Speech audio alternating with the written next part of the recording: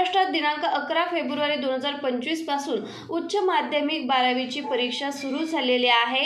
या परीक्षेचे मार्गदर्शक पोलीस अधीक्षक समीर शेख यांनी कॉपीमुक्त अभियान राबवण्याचा निर्णय घेतला आहे। यामुळे सातारा पोलिसांचा सर्वच परीक्षा केंद्रावर सीसीटीव्हीच्या माध्यमातून व ड्रोनद्वारे तिसरा डोळा असणार आहे। त्यामुळे परीक्षेच्या काळात बाहेरून कॉपी पुरवणाऱ्यांना या ड्रोन कॅमेऱ्याच्या माध्यमातून चांगलाच दणका बसणार आहे। सातारा जिल्ह्यातील सातारा शहर, सातारा ग्रामीण, कोरेगाव, कराड, पाटण, वाई, फलटण व दहिवडी या उपविभागांमध्ये असणाऱ्या 12वीच्या परीक्षा केंद्रांवर ड्रोनद्वारे व्हिडिओ शूटिंग केले जात आहे। याचा मुख्य उद्देश म्हणजे कोणताही गैरप्रकार होणार नाही याची दक्षता घेणे। यापुढे प्रत्येक 10वी व 12वीच्या परीक्षा केंद्रावर ड्रोनद्वारे परीक्षा प्रक्रियेवर लक्ष ठेवले जात आहे।